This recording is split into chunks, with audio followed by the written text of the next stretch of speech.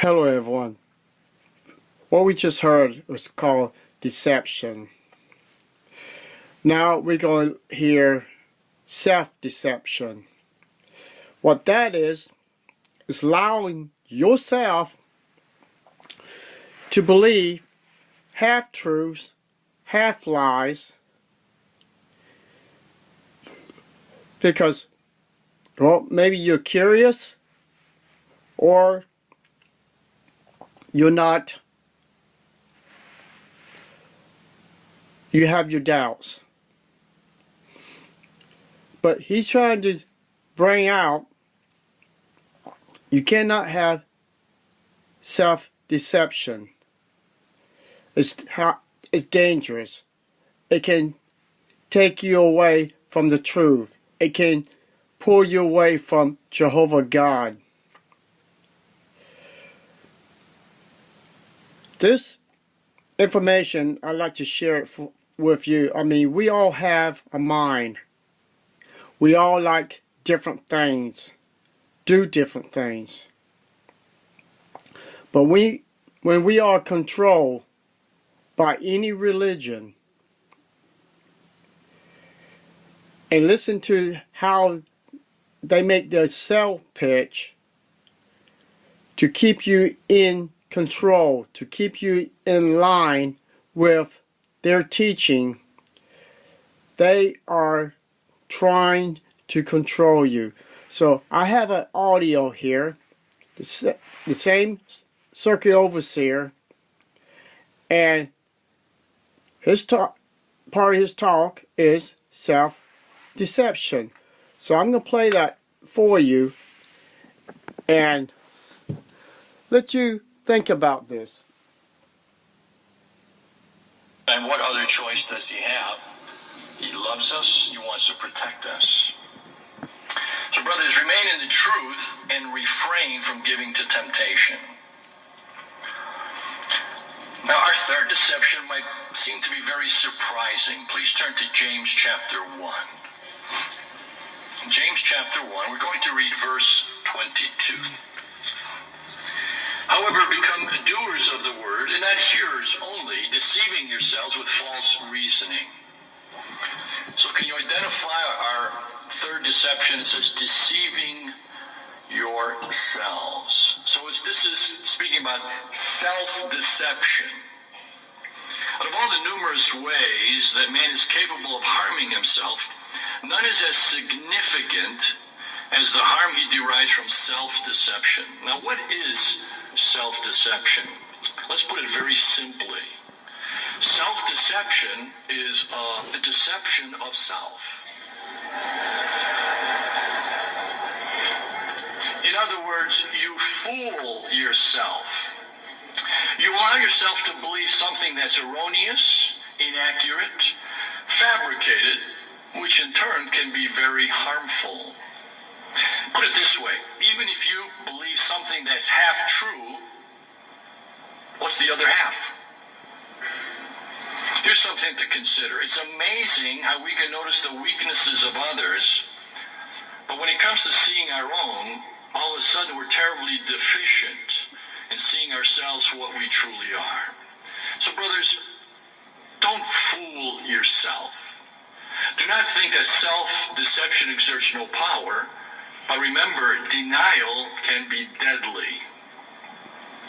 But even by allowing ourselves to become maybe discouraged, negligent, critical, unsympathetic toward our brother's problems, if we allow that type of thinking to infiltrate our minds, then we can be opening the door to sin. How so? Well, the fact that we sometimes don't think of ourselves much, we maybe think of ourselves too little or think of ourselves negatively. Sometimes we feel that, well, maybe I just don't do enough to please Jehovah. Or sometimes we feel because of our limitations, whether they be physical or some other factors, we might feel that we lack value with Jehovah. See, but that's dangerous thinking. Why? Well, feelings of worthlessness can cause us to devalue the love of Jehovah. It can cause us to devalue the ransom sacrifice of Jesus when it comes to us. And when that happens, here's the part that's bad. We don't have the the conviction to stick to Jehovah. See, it's easier for us to draw away from him, lacking the spiritual strength to resist the attacks of Satan. So the main problem with self-deception is just that, self-deception. We don't truly see it for what it is. So allow others to bring it to your attention and be happy that they did. Welcome assistance. Our fourth form of deception is religion. Okay, you just heard what he was talking about. Self-deception.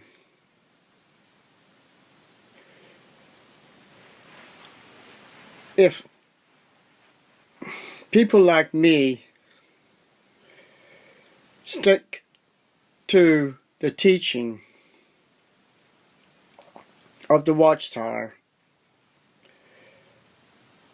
and not have a curious mind, or in other words, putting our faith to the test to see if we are in the truth. Now, we as human beings have the right to test different foods we eat, different drinks we drink. I'll give you an example. I used to drink Mellow Yellow. It was one of my favorite drinks. And that's all I was drinking because I didn't like nothing else. After a while, I got tired of drinking it. I couldn't stand drinking it. I had to try something different. Now, if that was the Watchtower's teaching, I would have to keep drinking the Mellow Yellow. But what the point I'm trying to make out, as a human being, you have a right to test a different drink or test different foods. So you have the right to test the truth, to see if the spiritual food you're eating, the spiritual food you're drinking, is filling you up, or it just gets to a point that it turns your stomach, that something's wrong with your drink, that something's wrong with your food. So if something's wrong with the food, then you need to check it out. You need to do research. That's the reason why we are out, because we found out the food we was getting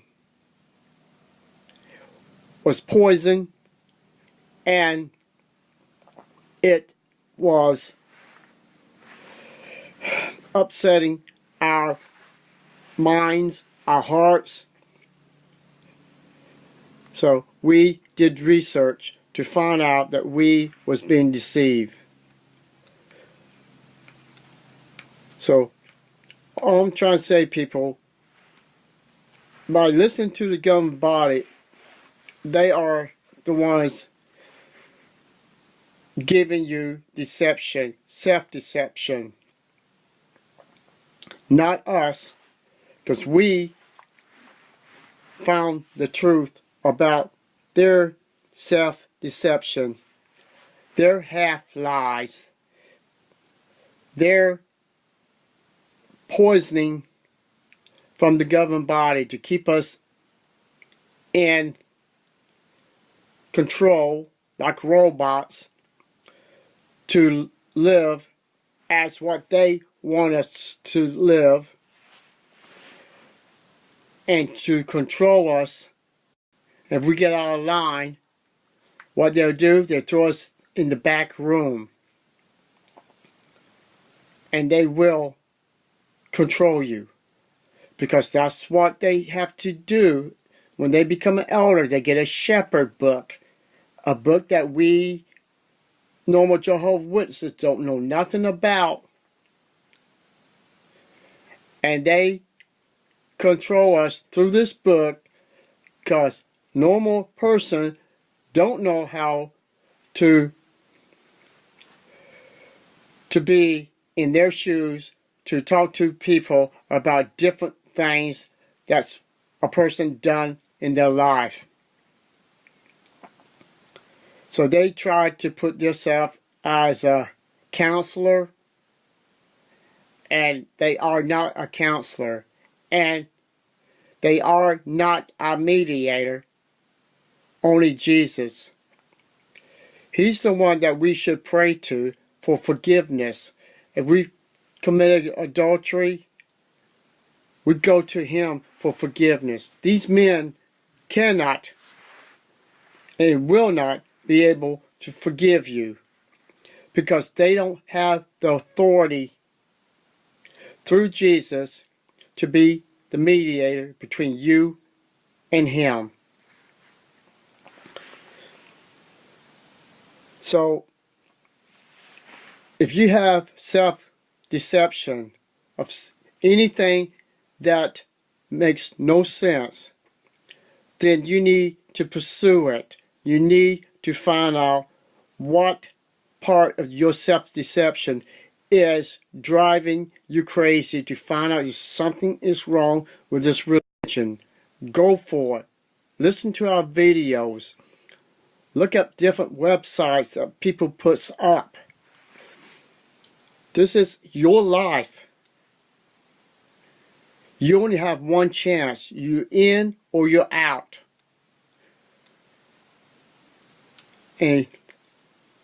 Or you could say it's life or death.